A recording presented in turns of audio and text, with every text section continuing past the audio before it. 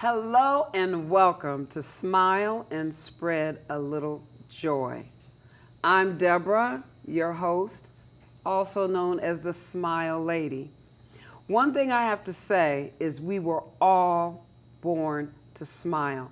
No one was born to leave this place worse. Everybody born was born to leave this place better using their gifts. Now, do you know what your gift is? What you love doing so much you would do it even if you didn't get paid? Well, let me break down the acronym of SMILE. And the S is for support. The M is for motivate. This is enthusiasm. The I is for invest or to serve. The L is for love. And the E is for educate. And we are to smile and spread just a little bit of joy. And today I have someone who is making me smile. She is a counselor, an MBA from Pacific Clinics, and her name is Sharon Burnom. She has a story that'll make you cry and smile at the same time. And I am so happy because people know when they refer somebody to me, it's an automatic smile. I don't take anything less.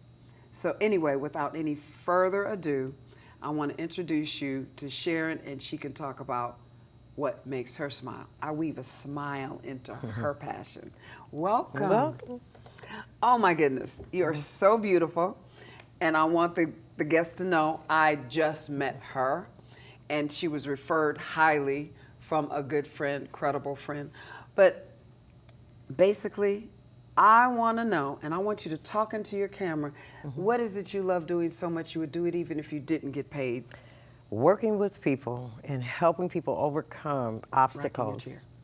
Helping individuals overcome obstacles and helping them achieve what they know they can achieve.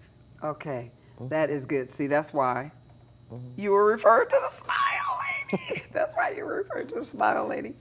And what do you do? What do you actually do right now? Right now I'm a program director, and I oversee the substance abuse department at Pacific Clinics.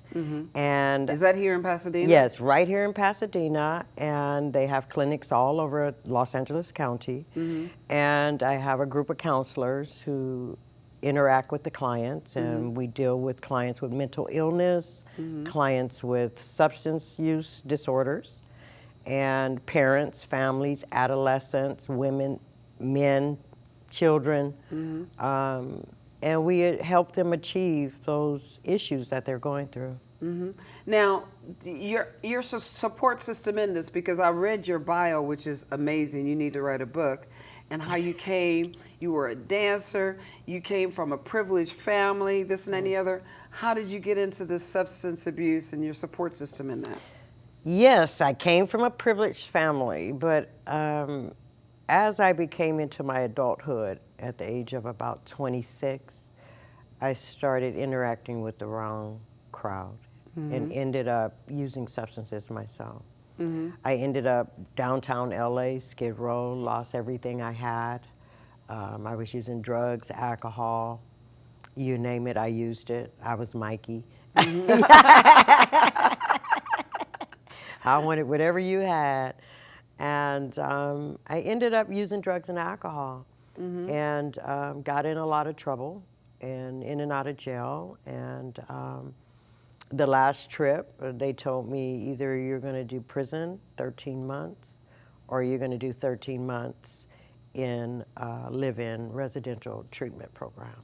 What do you choose? And I chose the 13-month residential treatment program. There you go. And that was 27 years ago. And I've been sober for 27 years and went back to school. You got your MBA? And did almost 10 years back in college. And I was 29 when I got sober and went back to college, did 10 years, got my bachelor's, 3 master's degrees. I chose substance abuse as my field. Because I knew that was a field they wouldn't judge me. And You know, I've been in it now for almost 30 years, 27 years since I've been sober.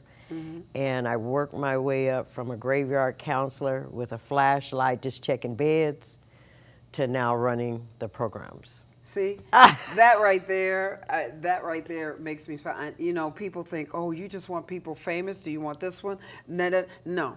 I want somebody who's going to make a difference in somebody else's life. You were born to smile, and you went through what you did. I went through the school of hard knocks. You know, I've been in jail. I've been here. I've been homeless. I've been this. And people look and say, what? You've been this? How can you do all of this? Sometimes that is your best education, you know, because my doctorate is going to be on the smile. And I know somebody turned me on to Norman Cousins and what laughter does and positive influence and taking your lemons and making them into lemonade. Now, so your support system in your part and how you're giving back is kind of obvious. But do you have any names you want to drop? Now, this is where I like to drop names, people. I like to drop names here. I don't like to say, oh, I was with Beyonce and this one and whatever her name is, and I didn't wake up like this. But I like people to drop names of the teachers and mentors that helped them get to this other place. They're gardeners. So anybody you want to particularly say thank you? My mother. Your mother. Her name is? Rose Johnson. Oh, a Johnson. A Johnson. Another Johnson. Okay. She used to ride up and down Skid Row looking for me. There you go. And I would see her and hide, and she never gave up on me. So, my mom. Okay. Woo! I love that. Yeah. And you're investing by helping other young ladies and men, right? Yes. Yes. And obviously, you went to a point where you didn't love yourself to get on the drugs, right? So we're at the love portion. Peer pressure. I was Hear that, people? Peer pressure, wanting to fit in, wanting to be with the in crowd. I was 26 years old when I did my first drug. So wanting to fit in, just wanting to be around those people who were really doing stuff that I thought, you know, the drug dealers, just wanting to fit in, and ended up getting addicted to drugs. See, that's it. Yeah. That's it. Now, your education, you already said you have your 3 masters and your BA. What are your masters in? Like, you have your BA, and are they all in the same vein or what? No, my bachelor's degree is in business management. My MBA is in healthcare. My master's of art is in organizational management, and my master's of management. Now, did you go to the same school with all of them? What school? You did? Yes. What is that? University of Phoenix. University of Phoenix. Okay, good. See, we got to give that. Any teachers out there that you want to say, ooh, really cool? Because I know working on my master's, I had been out of school for so long. It was just like, woo. And now this doctorate that I'm getting, you know, writing up in psychology, I have mine in human development and social change. And that's basically it. Now I'm working on the smile from within to show that everybody was meant to smile. Because when somebody meets you, Sharon, their life should be better, not worse. Right. Okay, so basically in that, you're giving back, you're here in Pasadena. Do you do anything besides the work you love for fun? I do a lot for fun. I love comedy. Oh. And I love to make people laugh. Thing. Yes. Okay, because that's what my doctorate is going to be on. Yes, I love to laugh, and you know, if I can laugh several times a day, I'm good. Good. I call that my chemotherapy. Yes. That gut, that laughter from the gut. I'm going to see. So Sinbad. I go to the Improv a lot. Oh, Sinbad will be here on Sunday. Yes. You know, so I love that where your stomach hurts. Yes. And people, let me just tell you this. Chill babies, when they're born, all the way up, you know, to when they can move around, they laugh or smile about 234 times a day. As you start growing older and you become an adult, it drops down to 17. Guess what? That's when you start aging. When you're a meanie out there, you can't smile, you can't laugh, no laughter. Trust me. Google that if you don't believe me. They have a book out that I use for my thesis. What would Google do? Google it. Use that little smartphone for something. Now, you know, I'm really, really so impressed on you doing this work. Is it something that, are you doing this did it come to you because of what you went through and you didn't want other people to go through that? Because I know part of what I do is because of that. Yes. You know, because I know what I went through.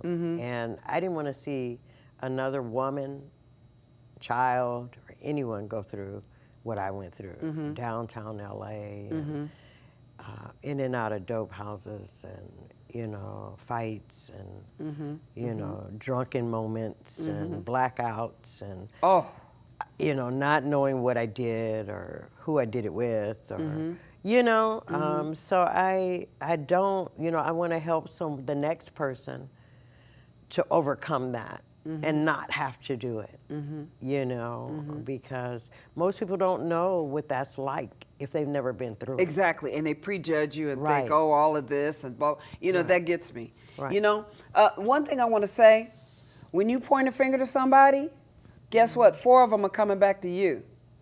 And a lot of times where people are in trouble is when they're in denial. Denial is a dangerous thing. And that's why a lot of these 12-step programs say they can't help you until you acknowledge you have a problem. Isn't that it? Correct. Exactly. And as long as you don't acknowledge that you have this problem, you're going to stay in that slop. You're going to stay there. And so basically, come on now, take it. If so many certain people are telling you stuff, kind of like, ooh, ooh, kind of listen, you know. And I know I learned most of mine. I went through schooling, excellent student, but my most valuable lessons was the School of Hard Knocks. Yes. The School of Hard Knocks. In jail, it ain't no joke. Girl. I know. Woo! You know? That was a whole, I think that was the time I grew up. Right. And I was reborn. They say church? No. Yeah, I was reborn when my mother kicked me out of the house. She changed her locks, and I was out on the street. Yeah.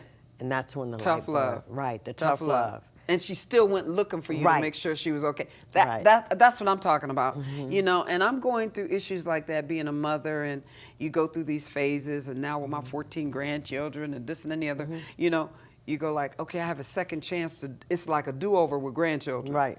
I done messed up maybe with my children, and now there's a song we just finished singing. I go to the workshop with Barbara Morrison, and the last song by Carl Anderson, well, sung by Carl Anderson, was If I Could go back and redo this. If I could go back, I would. If I go back, if I could. And I know a lot of mothers, I know a lot of you out there say, if I could. It's not too late.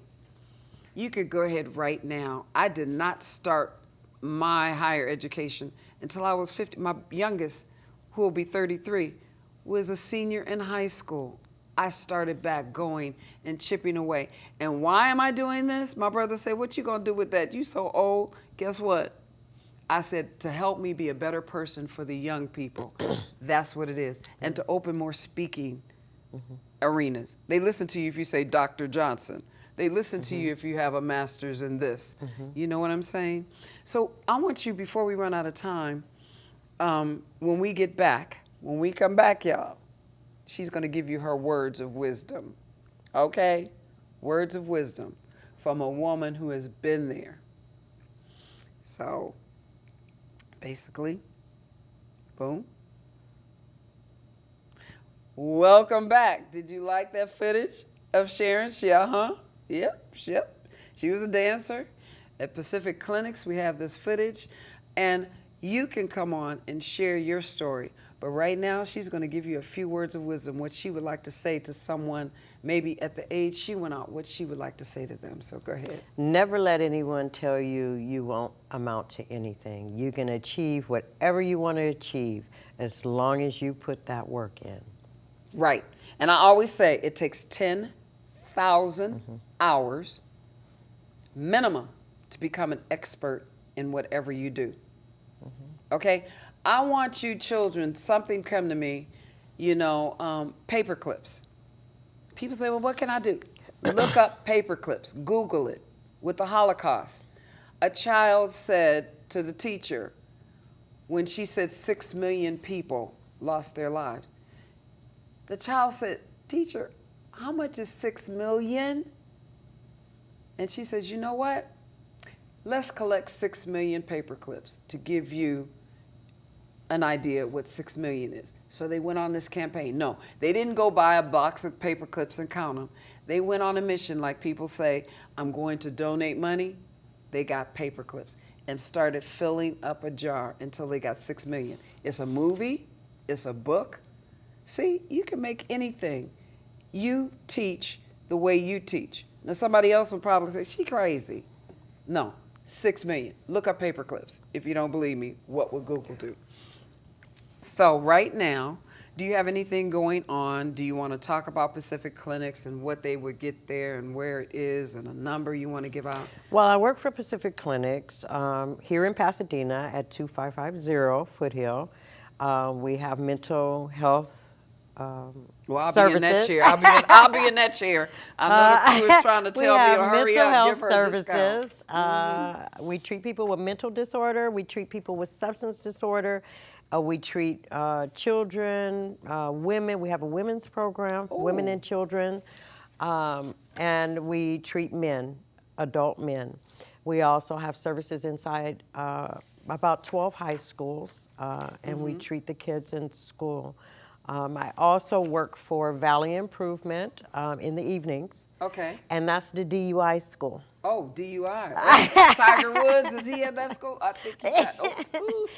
So, you know, I deal with, you know, the people driving under the influence. And it's a really good school, and it's located in Rancho Cucamonga. I also help other women who are, I'm a cancer survivor. And I've been cancer-free for 7 years, and I was stage 3 cancer, breast cancer, and I overcome that, and that was a hard road to overcome. But I attacked it the same way I attacked substance use. Oh, I love you. So I didn't let the substance abuse beat me, I beat it, and I didn't let the cancer beat me at stage 3, I beat it.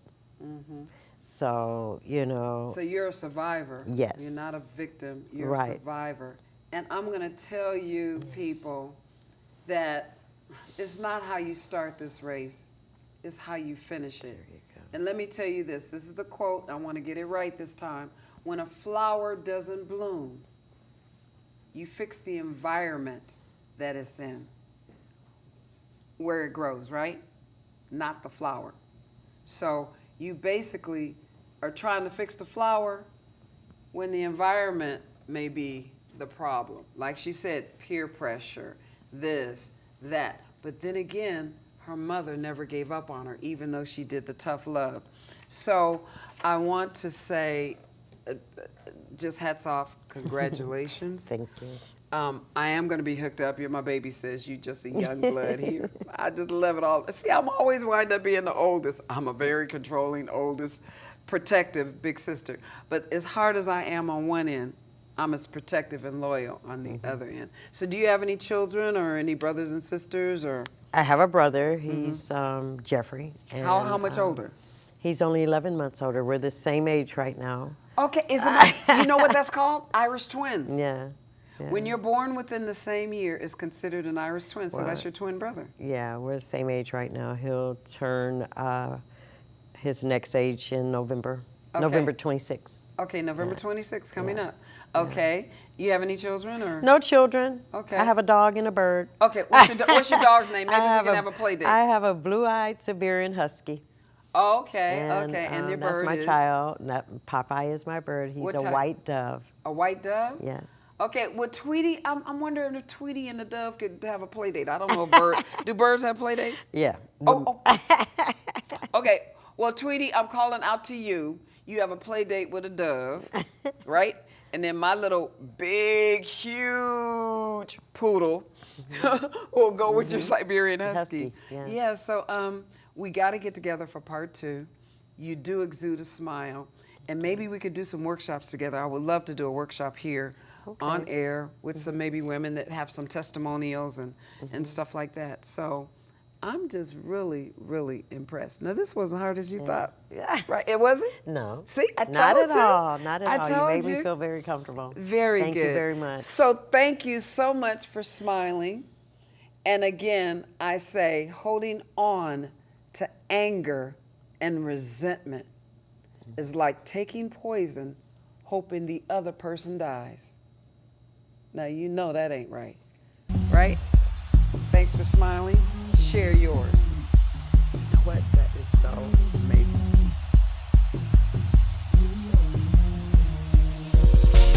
Fire in my eyes,